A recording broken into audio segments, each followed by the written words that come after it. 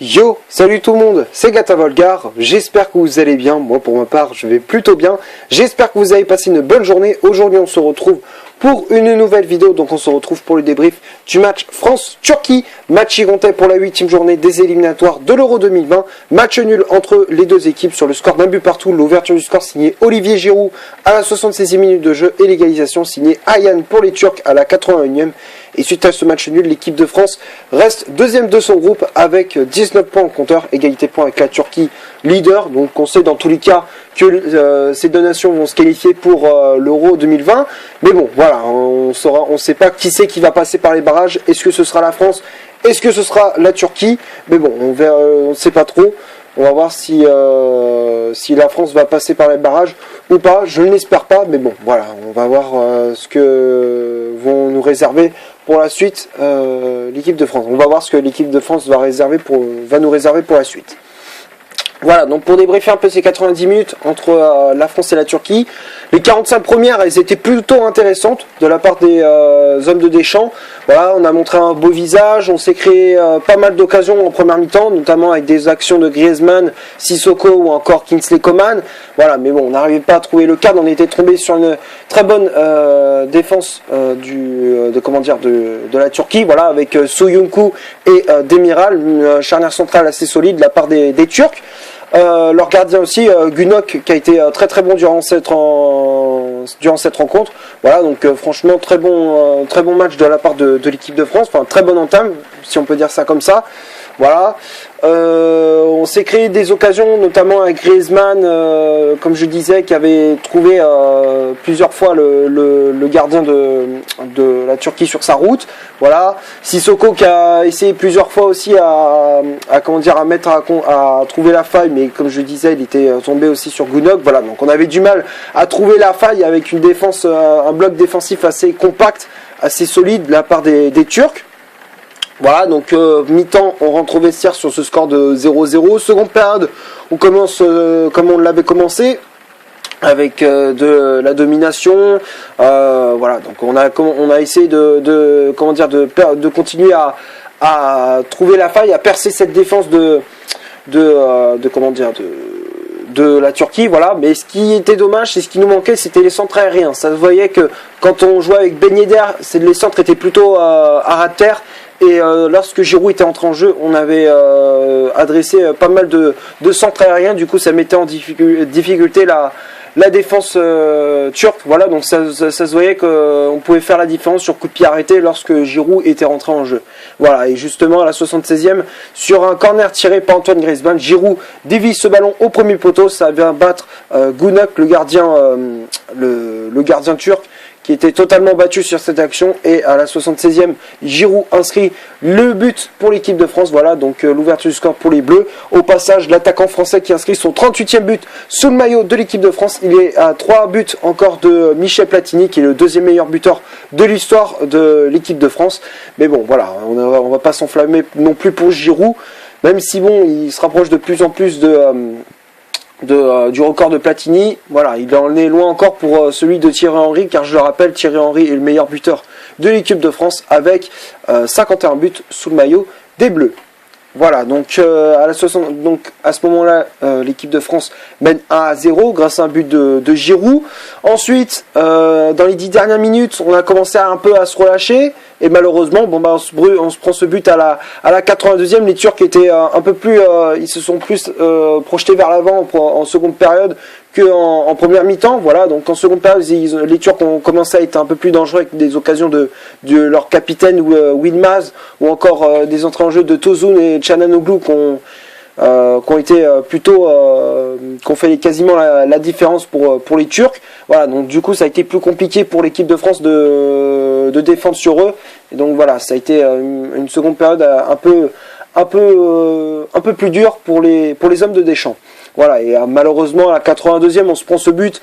Voilà, on aurait pu l'éviter parce que quand tu regardes le but, Varane, Lenglet et Pavard, ils sont pas au marquage, et Mandanda il bouge pas son angle, enfin il bouge pas son poteau, donc du coup ça laisse un angle comme ça entre lui et poteau, donc du coup ça certes la tête elle est puissante, mais le ballon il fuse, alors du coup le ballon il était au fond des filets quoi, donc voilà, c'est un peu dommage de se prendre ce but à la dernière minute, parce c'était l'occasion de rêver de prendre la première place et d'assurer quasiment le billet pour l'Euro 2020. Voilà, donc c'est comment dire, c'est un résultat.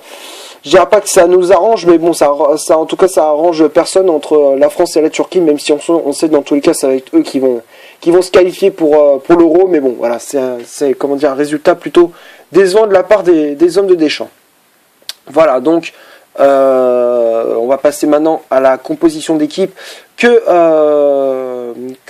Didier Deschamps a aligné pour ce France-Turquie. Donc ça a été un 4-2-3-1 classique avec Steve Mandanda dans les buts de l'équipe de France. La charnière centrale, c'était Varane associé à Clément Lenglet. Varane qui avait le brassard de capitaine.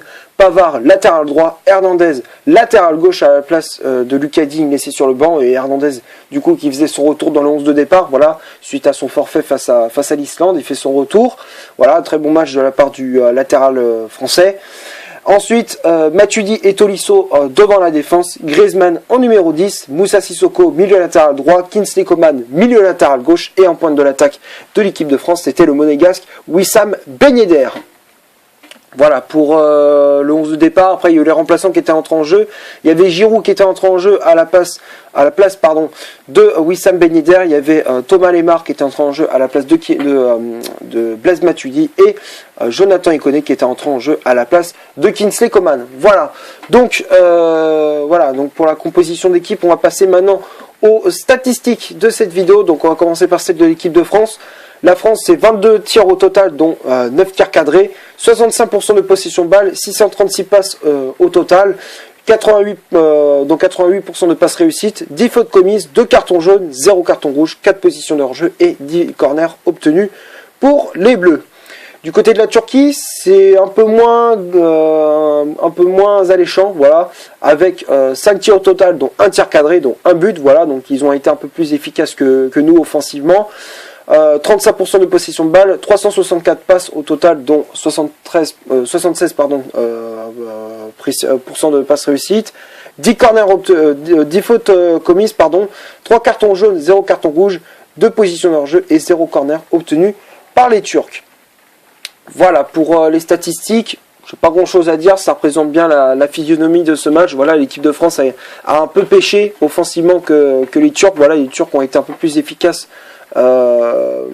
devant les cages, voilà, donc ils ont été plus réalistes, si je peux dire ça comme ça.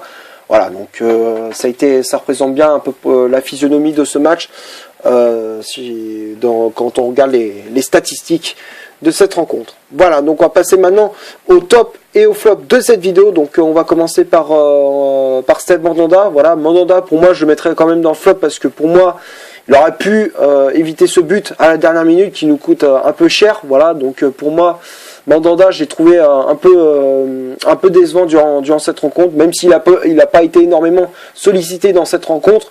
Voilà, il aurait pu quand même éviter ce but à la 82e. Voilà, donc franchement c'est un peu dommage de la part du gardien de l'OM de se prendre un but de cette manière-là. Donc voilà, donc pour moi Mandanda, je le mettrais dans le flop, pardon. Ensuite, la charnière centrale, Varane et Lenglet, les deux je les mets dans le top, parce que pour moi je les ai trouvés solides. Les deux ils ont été solides, ils ont toujours été propres dans leurs interventions, même si bon, Varane il a été un poil meilleur par rapport à Lenglet, voilà, mais bon, voilà, les deux ils ont été plutôt solides défensivement. Voilà, donc globalement Lenglet et Varane ils ont fait leur match, voilà, donc je le mets dans le top. Ensuite, Pavard, je le mettrai dans le flop parce que j'ai trouvé plutôt décevant durant cette rencontre. J'ai trouvé maladroit et parfois brouillon, voilà, sur certaines actions. Il s'est fait bouger par moment, voilà, sur certaines offensives français. Donc du coup, voilà, il a été un peu fébrile durant cette rencontre, voilà. Donc je mettrai quand même dans le flop Benjamin Pavard. Lucas Hernandez, je le mettrai dans le top parce que pour moi il a été très très bon. Il a percuté plusieurs fois dans son couloir, voilà, donc il a fait pas mal de percées, il a quand même adressé pas mal de centres sur son côté, voilà, donc globalement il a fait son match. Lucas Hernandez, voilà, défensivement il a été correct et offensivement il a apporté, voilà, donc pour moi Lucas Hernandez je le mettrai dans le top. Quentin Tolisso, je le mettrai dans le top aussi parce que j'ai trouvé plutôt correct. Voilà, donc c'est pas le match de l'année qu'il a fait, mais bon, voilà, il a fait son boulot sans dépasser sa fonction. Voilà, donc globalement, il a fait un match assez correct pour dans cette rencontre. Voilà, donc il a fait un match plutôt correct. Le milieu bavarois. Voilà, donc Tolisso, je le mettrai dans le top. Ensuite, Matuidi, je le mettrai dans le flop parce que j'ai trouvé un peu nonchalant, j'ai trouvé un peu décevant. Voilà, il manquait un peu de vitesse, manquait un peu de rythme. Voilà, donc du coup, c'était un peu compliqué pour lui de trouver la faille. Voilà, même si avec sa technique, bon, c'est pas ça qui va forcément faire la différence. Donc voilà, donc je préfère quand même le mettre dans l'entrejeu que le mettre sur un côté. Voilà, donc, mais bon, voilà, c'est Matuidi, c'est pas même si on l'a replacé à son poste habituel, je l'ai pas trouvé extraordinaire durant cette rencontre. Voilà, donc pour moi, Matuidi, je le mettrais dans le flop. Sissoko, je le mettrais dans le flop aussi parce que moi j'ai trouvé, alors même s'il a porté de la vitesse, défensivement il a récupéré quelques ballons, voilà, bon au final il a pas énormément pesé sur le jeu de l'équipe de France, sur son côté droit. Voilà, donc moi j'ai trouvé Sissoko assez décevant durant cette rencontre. Voilà, donc pour moi, je mettrais Sissoko dans le flop. Ensuite, Griezmann, très bon match de la part d'Antoine Griezmann. Franchement, rien à dire. Griezmann qui a fait son match. Voilà, donc il a essayé de casser les lignes. Il a été créatif. Voilà, enfin, il a été un peu créatif durant cette rencontre. Voilà, donc il a distribué les ballons à droite à gauche. Voilà, donc Grisou pour moi il a fait un très bon match. Voilà, donc il a fait pas mal de percées aussi. Donc Griezmann je le mettrais dans le top. Kingsley Coman je le mettrais dans le top aussi parce qu'il a pris plusieurs fois de vitesse le latéral turc. Voilà, donc il a fait aussi pas mal de percées également. Il jouait en une touche de balle. Donc voilà, donc globalement Kingsley Coman je le mettrais dans le top. Et Wissam Ben Yedder, je le mettrai dans le flop parce que j'ai trouvé décevant. Voilà, match pas terrible de la part de Wissam Ben Yedder. Donc pour moi, Ben Yedder, je le mettrai dans le flop. Voilà, donc match pas terrible de la part de l'attaquant monégasque. Voilà, donc j'ai trouvé un peu esselé et timide. Voilà, durant cette rencontre. Et après les remplaçants, Ikoné, Lemar et Giroud. Les trois, je le mettrai dans le top parce que Giroud, pour moi, il a été efficace. Voilà, donc on a senti que dès qu'il était entré en jeu, l'équipe de France a été un peu plus efficace offensivement. Voilà, donc pour moi, il a fait beaucoup de bien lors de son entrée en jeu. Il a apporté du plus.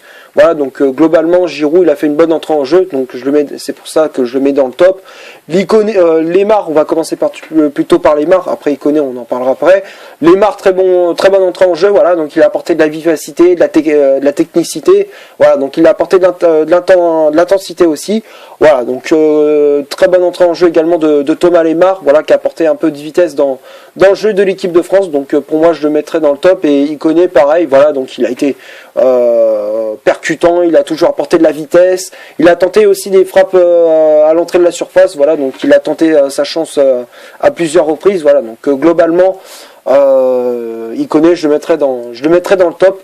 Voilà, donc globalement, les seuls flops durant cette rencontre sont pour moi Mandanda, Pavard, Sissoko, Matuidi et Wissam Ben Yedder. Voilà, donc c'est pour moi les flops durant ce France-Turquie. Voilà, donc c'est tout ce que j'avais à dire. Merci d'avoir regardé cette vidéo. Comme d'hab, si ça t'a plu, tu laisses un énorme like. Tu cliques ici pour t'abonner pour rien rater de mes vidéos. Tu cliques ici pour en voir une autre si tu le souhaites. Et moi je te dis à la prochaine pour une prochaine vidéo. Ciao!